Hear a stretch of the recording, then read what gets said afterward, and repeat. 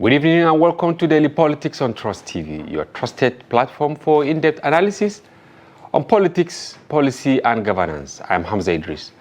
Tonight, we put a spotlight on the just released 2025 Media Right Agenda report on various attacks on journalists under President Bola Tinubu's watch. For a second time in a row, the Media Rights Group has released a damning report indicating how members of the Fourth Estate of the Realm face harassment, intimidation, and incarceration in the course of their constitutional responsibility. On Daily Politics tonight, we'll be engaging with the Executive Director, Media Rights Agenda, Edetaen Ojo, on the findings and measures taken to halt the dangerous trend. He will join us via Zoom in a moment.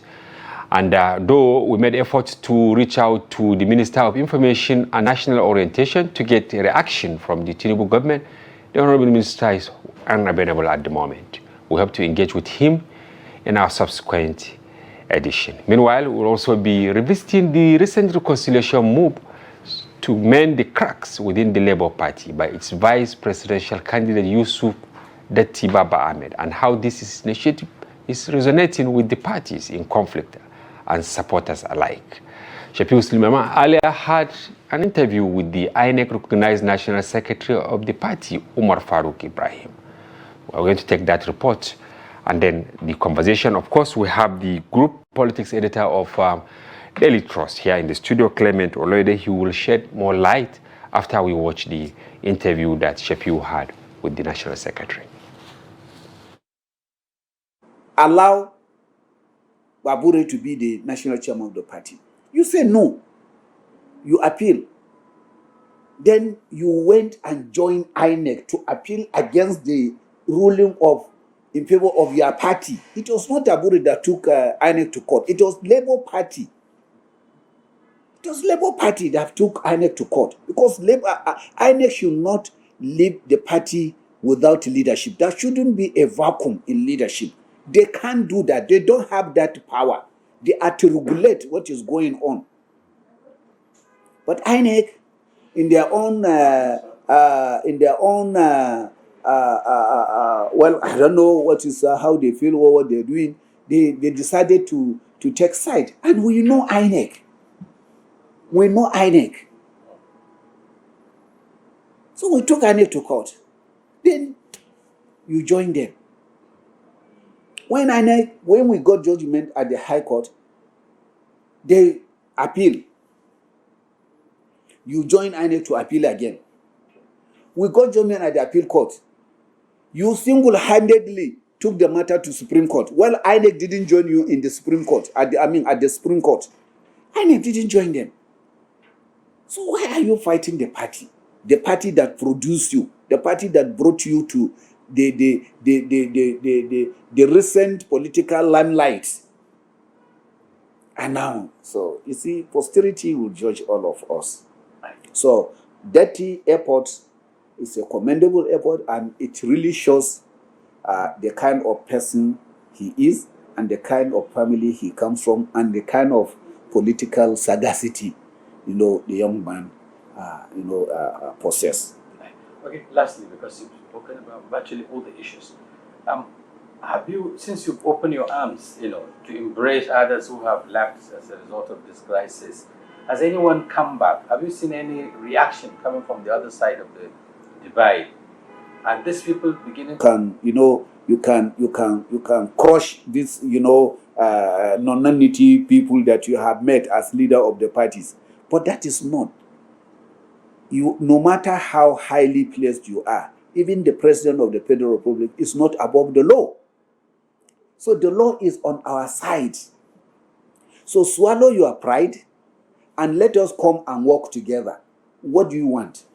We have done everything, humanly possible, administratively possible. You understand? We went, endorse you, give you, free ticket to come, and then no one will even contest. And then you could have been the one, making a vibe, in this present dispensation. I'm telling you, the issue of all this coalition would not have even arisen. Most of these people would have been trooping back to the Labour Party, to see us. And what will be there? You have been the leader of all those groups that are coming. And you are saying, hey, secretary, I need to see you. Chairman, we need to do this. That is why we will be there for you. But look at it now. So that pride is what is swallowing them and what is going to make them lose the relevance as far as this politics is concerned. As long as they will not swallow their pride, do you understand, and then come back and embrace the leadership of the party as stipulated by the law, honestly speaking, I don't see them going anywhere politically. But that he has made the effort he's supposed to do. He has shown the leadership that he's supposed to do. He has shown the capacity that is expected of a leader, true politician. So, and that is well commendable. So it is his duty now to go and talk to his master or to his boss. Look, sir, this is what we are supposed to do. If he decided to follow him and then say, okay, the leadership are there, our door are open. The only thing is we are not going to see anybody. We stay here. Anybody who wants to come to the party is the supremacy of the party is going to be maintained, and we're going to uphold that. The constitution of the party has really stipulated how the party leadership is enshrined in the constitution. So we are waiting for them. Whenever they give us a call that, look, we want to see them, we mobilize our NWC members. We mobilize the kind of member they say they want. We'll come, we'll talk, we'll reconcile. And that is what is there. But if they didn't do that, well, we are watching them. And I can tell you, many like Deti are coming.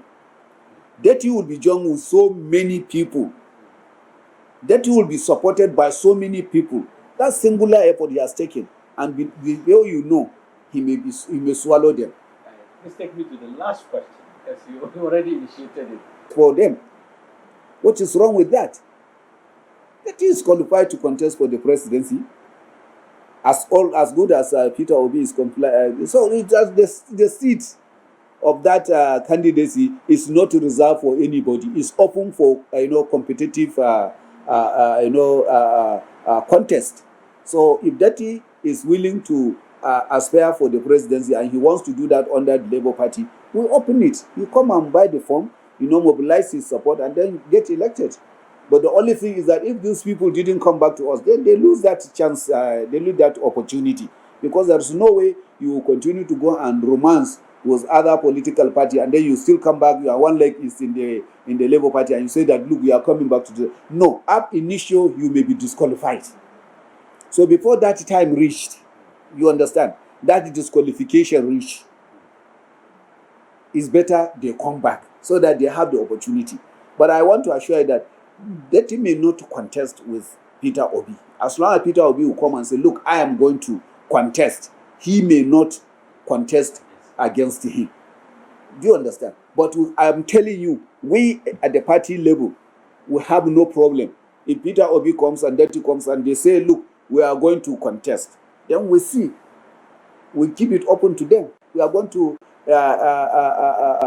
give an open a playing ground for anyone, aspiring for the party. And there are other people, there are other big names that are coming, that are worshiping to us. Eyeing the presidential ticket? Eyeing the presidential ticket. Can you give us some? No, the time comes, they will be the one to say it. But we are having meetings with so many big men. They are coming, and the influential Nigerians, I'm telling you, some of them, if you hear their name, you start thinking, what is there in ADC? That was Umar Farouk Ibrahim, the National Secretary of the Labour Party. We'll now take a short break, and when we return, the conversation commences. Don't go away.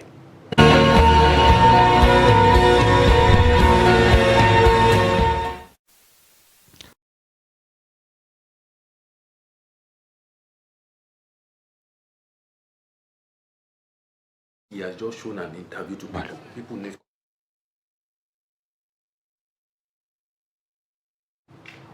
Welcome back. As we earlier mentioned, that we are going to have the Executive Director of the Media Rights Agenda in the person of Edetaen Ojo, who will shed light on the damning report they released today on the number of journalists and media workers that have been attacked by state and non-state actors in the last 2 years. And hello, welcome to the program,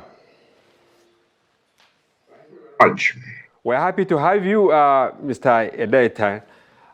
Today, Nigerians were really shocked by the damning report from your organization, the Media Rights Agenda. And we want you to shed more light for us to really put what is out there in context. What prompted the release of the result at this time? Well, as you may be aware, we do tracking of attacks on the media routinely, and we issue annual reports of our findings. Last year, we issued a report on the 2024 situation. But we felt that it was necessary midway into the term of this administration to look at what the situation is. So we did an analysis of the various incidents that we had tracked so far over the last 2 years since President Tinubu took office. And you say Nigerians are shocked about the findings. We are also quite shocked ourselves about the results we're seeing. And of course, 141 incidents of attacks on journalists, media workers. What kind of attacks? Is it that to beat up the journalists, or to harass them, or to pick them up and put them behind the bars? Well, there are different forms of attacks, and part of what we've done is look at the prevalence of various forms of attacks over the last 2 years. And of course, the most prevalent form of attacks have been beatings, brutalization, physical attacks on journalists. But second to that is arrest and detention. Journalists getting arrested and detained in various contexts. Obviously, a lot of those arrests and detentions have happened while journalists were carrying out their professional duties of covering protests. We also have other forms of attacks by other actors that may not be government officials or government related, what we call non-state actors. But again, by far, the most prevalent perpetrators of attacks against journalists are law enforcement and security agencies, as well as intelligence officials, state security officials. So a lot of those attacks, which are almost 50% of those we've recorded, have come from security agencies who, by the way, have the duty and responsibility to protect journalists and enable them to carry out their professional duties safely. Yes, and as you rightly said, from the findings, 61 cases, that is 43.26%, were perpetrated by operatives of the Nigeria police, while the Department of State Service, DSS, was responsible for 7 cases, which is 4.96%, with the two agencies collectively accounting for nearly half of all documented violations of media in its expression of opinion and all that. Do you think these security agencies are being prompted maybe by the powers that be, or is just a sign of overzealousness on their side in order to prove to their paymasters that, look, we are here and we'll continue to protect you in court from the excesses, allegedly, of the journalist? I think it's a combination of both. We obviously have overzealous law enforcement agents going after journalists, trying to protect the powers that be, their bosses. But you also see that part of the report indicates that there's frequent abuse of the Cybersecurity Act to arrest, detain journalists, and in some cases charge them to court.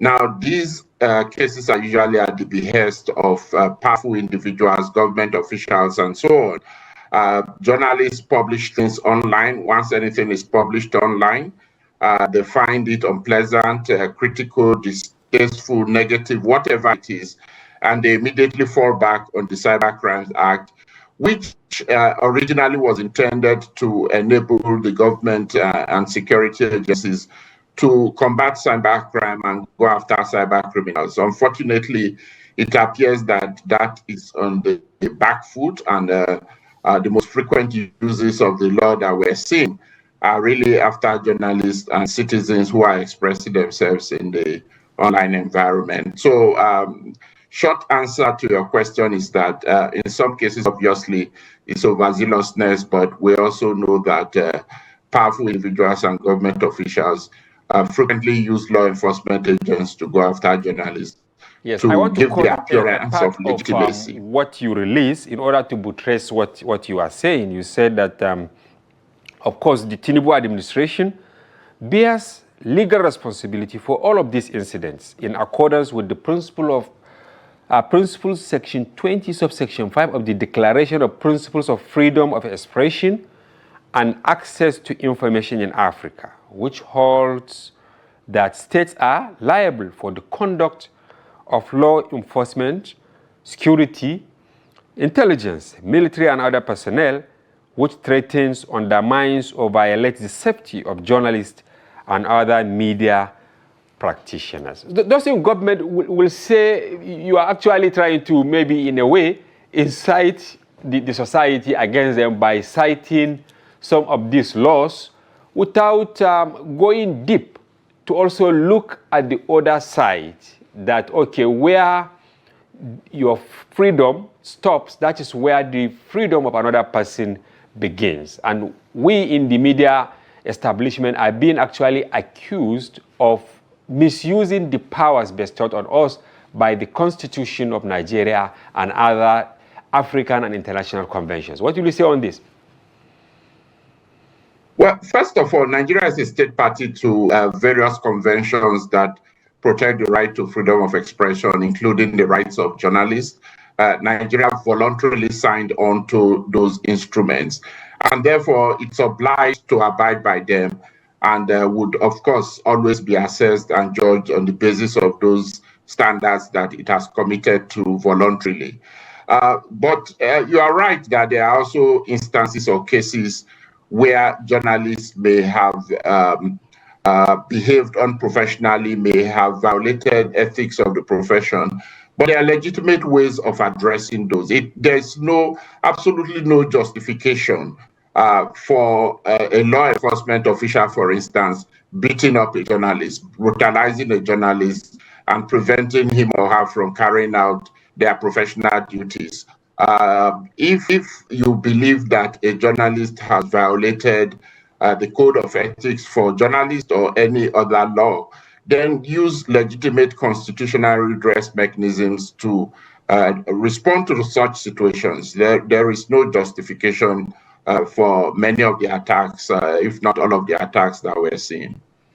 And of course, you put your argument on maybe strong pedestal by citing the Cyber Crime Act, which I want to actually quote here. You said that among the most disturbing findings in the report was the continued abuse of the Cyber Crimes Prohibition, Prevention, etc. of 2015 as amended, particularly its controversial Section 24, which law enforcement agencies have exploited to arrest, detain and prosecute journalists and social media users over critical or dissenting expressions. I know that this law was actually amended in February 2024, if I am correct. Why are we in the media still fixated with this law?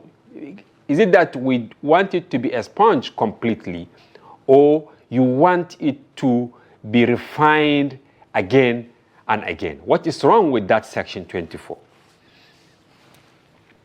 Well, first of all, the original Section 24, which was in the 2015 law, had a number of very vague provisions. For instance, one of the most common ones was the offense called cyber stalking. And a lot of people were arrested or charged with cyber stalking. The legislation itself was challenged at the ECOWAS Community Court of Justice, and the court came to the conclusion that it was vague and violated the right to freedom of expression. It was inconsistent with Nigeria's obligations under various international instruments, the African Charter on Human and People's Rights, as well as the International Covenant on Civil and Political Rights, and directed the Nigerian government to amend the law to bring it into conformity with those standards. In April of 2024, the government actually amended the law, removed the expression cyber stalking, but Section 24 remains extremely problematic because it creates various other offenses. However, the really problematic part of it is that despite that amendment for well over 1 year now, law enforcement agents continue to charge journalists and other individuals with cyber stalking, which is no longer part of the law.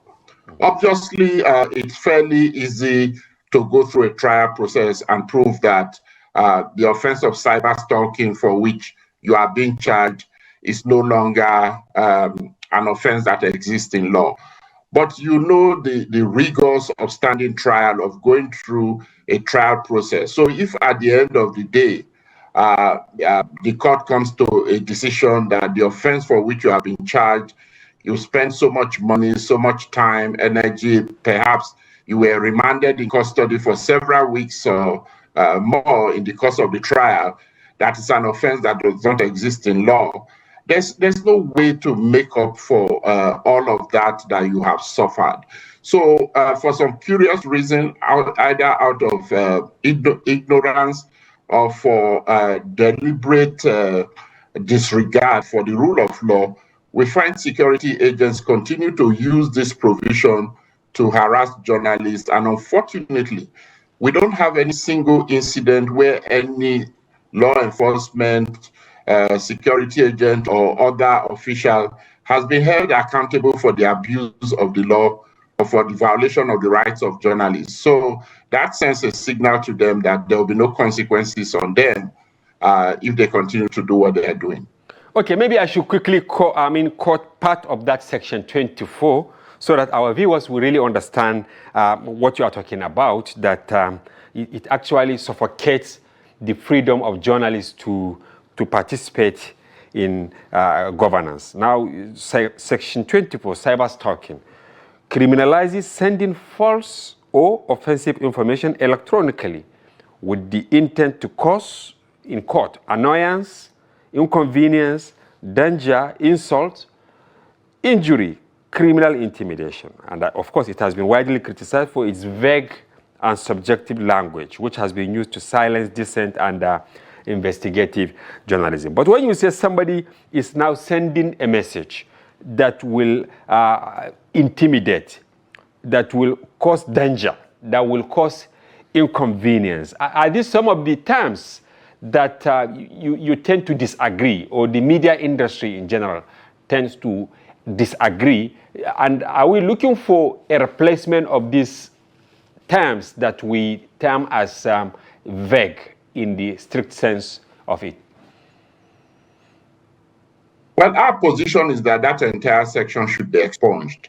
It makes absolutely no sense to me to charge me with sending somebody a message that causes annoyance.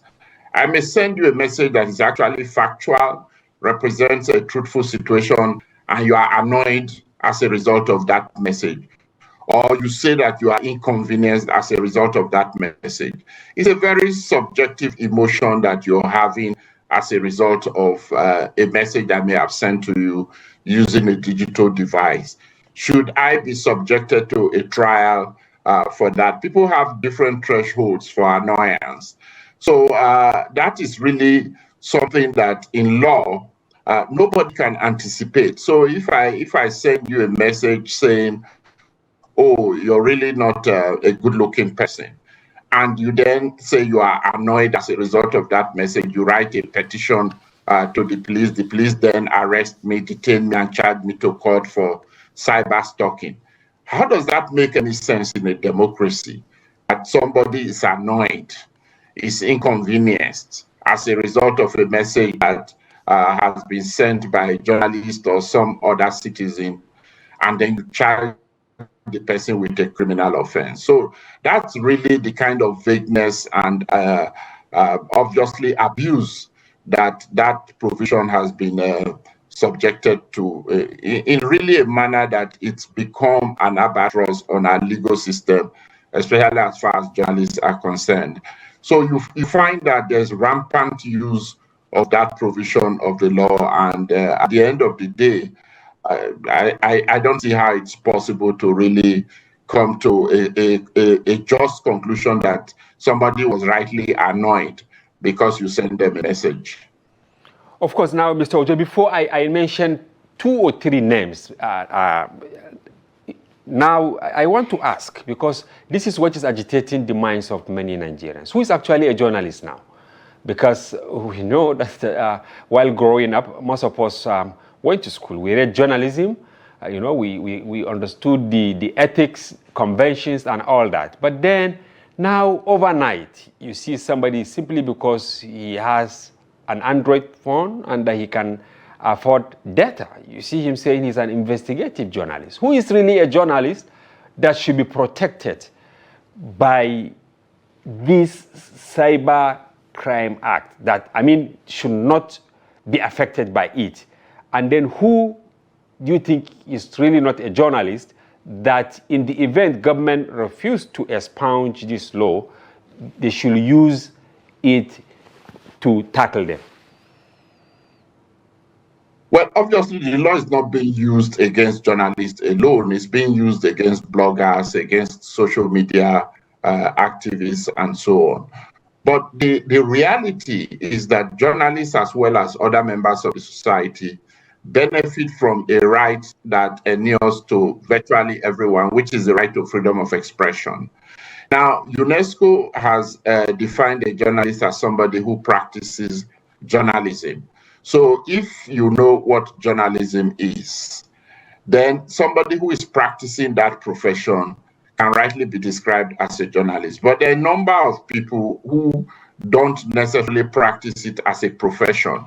It's not their source of income or where they make their living, but they do exchange information, they share information, they disseminate information, except that the information they are sharing and disseminating is not subjected to the kind of processing that journalistic information is subjected to. So in a mainstream or conventional media organization, a reporter or a journalist in that organization would bring a news story.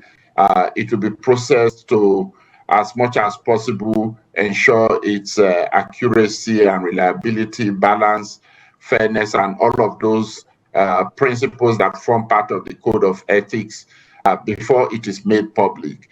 Those who call themselves citizen journalists or who are just sharing information on social media do not go through those processes, but they nonetheless have a right to freedom of expression. Obviously, that right is not an absolute right, not for them or even for journalists. There are boundaries. So, for instance, your starting question was, my right ends where another person's right begins. Yes, exactly. So if I unfairly tarnish your reputation with what I have published or what I have shared with people, then you have a right to protect your reputation. And our position is that the effective remedy there is to take civil action to vindicate your reputation. And if the courts find, for instance, that have unfairly tarnished your reputation, there are a variety of remedies that the courts can provide, including apology, retraction, payment of damages, and so on. But the truth of the matter is the use of the Cyber Crimes Act is not really intended to vindicate anybody's reputation. It's simply intended to punish a journalist or some other person for something they have published. Because when you lock me up in prison, it does not in any way vindicate your reputation. It doesn't protect your reputation. You just punish me. So it's a perverse objective that seeks to achieve, not really to vindicate your reputation. That is the challenge we're facing, because if you say that I have defamed you, then the appropriate thing would be for me to do a retraction, publish an apology, perhaps even pay you damages. But locking you up does not in any way help your reputation. And why should you use state resources, for instance, to protect your personal image or reputation? Everybody's image or reputation is personal to them. If I, as an ordinary citizen, were to go to police and say that my reputation has been tarnished by some powerful individual, do you see any possibility of the police arresting that person and charging that person to court for cyber stalking or for criminal defamation? It is simply not going to happen. So unfortunately, we're having a situation where the rich and powerful are using these laws to punish lesser mortals like us, simply because we have written or published things they do not like. Of course, you mentioned about 141 incidents midterm of Tinubu's administration. But then on top of the chart, you mentioned some names, and I want you to put context to their cases briefly before we let you go, sir. Like Mr. Emmanuel Uti, a journalist with the Foundation for Investigative Journalism. And then Mr. Destiny Okoru Tumen, a blogger in Edo State. Then 4 editors and reporters from Informant 247 in Kwara State. And of course, a lawyer and activist, Mr. Dele Farotumi. Let's start with the last one. Dele Farotumi, why do you think that he didn't actually cross the line? I'm sure maybe it's about his case with the elder statesman, right? Yes. So, I mean, we don't really know if he crossed any line. And as I have said, because the objective is hardly ever to vindicate reputations, the practice, the patterns that we're seeing is that when people are arrested and charged to court, the only objective is for the court to remand them in custody. When the person who is complaining is satisfied that the person has been punished enough, has suffered enough, they withdraw the charges. And at the beginning of the case of Dele Farotumi that you've referred to, we were very certain that that was going to be the outcome. And that was exactly what happened. So we don't have a situation where courts are actually able to pronounce on the validity of some of these charges that are being brought before them, because they are never allowed to go on trial.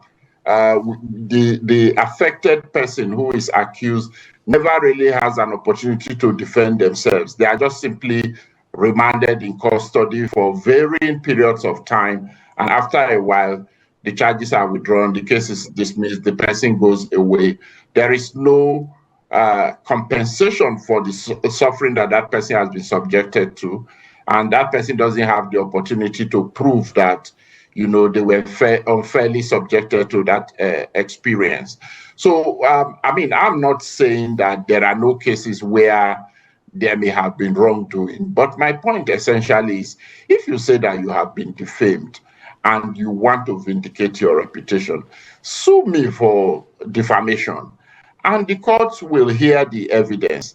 If what I have published is truthful, is accurate, it's not defamation.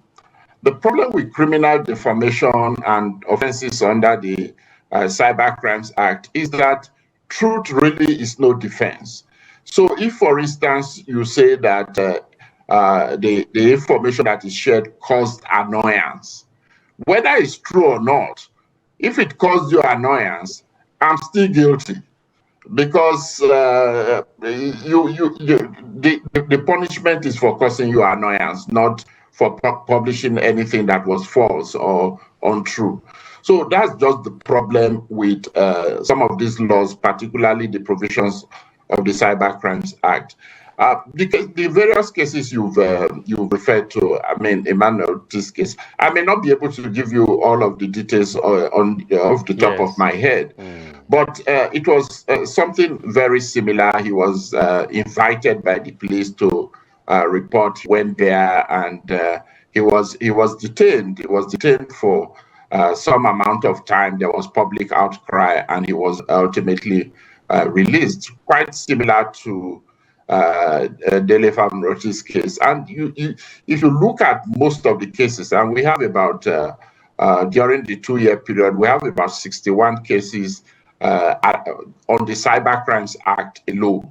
So you can see the pervasive manner that that law is being used against journalists. And you begin to ask yourself, what is the original intention between the passage of the Cyber Crimes Act? Was this the intention? Because we still have, widespread cyber crimes all over the place, that we have resources that should have been used to fight cyber crimes being diverted to go after journalists and other people who are commenting on social There is issues. this case which is will be of interest to our viewers, and I want to mention it so that you put context to it. The one between Nuruddin Akeoshola and Edetaen of the International Center for Investigative Reporting, ICIR. It was in April 2024, and they reported on corruption in the Nigeria police, and then the action taken was that they were summoned and interrogated for hours by the Nigeria Police Cyber Crime Center. Even though they were not charged, they were allegedly subjected to harassment and pressure to reveal their sources. Now, who should be the ombudsman? The Nigeria police felt that they were injured by the report of these two gentlemen, and then they were summoned by the same Nigeria policemen. You, as an institution who is into tracking some of these infractions, if they are really infractions, who do you think should be the middle person? Because if you think, I injured you, and then you now come, you are the judge in your own case and all that, do you think there will be fairness? Of course, there will be no fairness. Again, that's part of the... So, part of the role of the journalist, and this is the responsibility imposed on journalists by Section 22 of the Constitution, is to hold government accountable to the people and to citizens. Now, when journalists try to do that, so if, for instance, a journalist reports acts of corruption or corrupt practices in some of these institutions, of course, the immediate response is to summon such journalists, arrest them, and in some cases, we've seen law enforcement and security agencies going to abduct journalists from their homes or offices without any sort of due process, without a warrant, and so on. And then you lock them up. They don't have access to the lawyers. You interrogate them, subject them to undue pressure.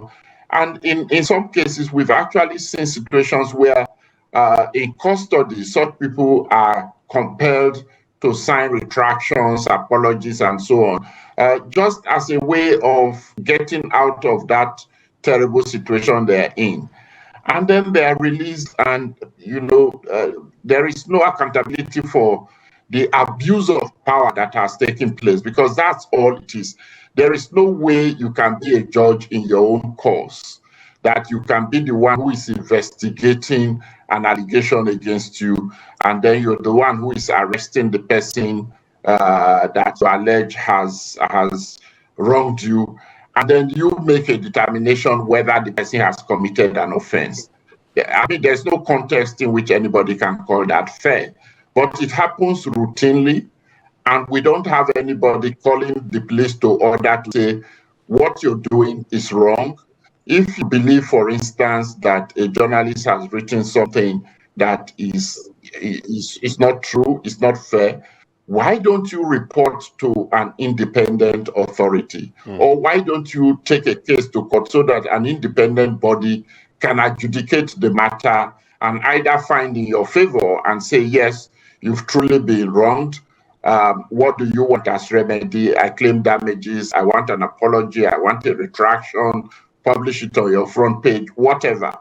But we don't see any of those. You arrest the person, and then you muzzle the person who is no longer then able to say, oh, you stole this or you were corrupt in this, because the powers that you have are being abused to suppress the journalists and prevent them from performing their functions.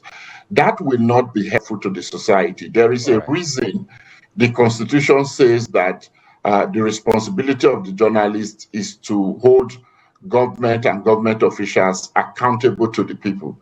If the state and its institutions are making it impossible for journalists to do that, then we are not going to make any progress. All right, thank you very much, Mr. Edetaen Ojo, the Executive Director of the Media Rights Agenda. We hope to have you again because there are many other issues to discuss, including whether there is the need for introspection within the media industry, but that should be a topic for another day. We thank you for being there for us. Thank you. Thank you. It's been my pleasure. Thank you. And we'll take a short break, and when we return, the final part of the program will dwell on the crisis in the Labour Party. Don't go away.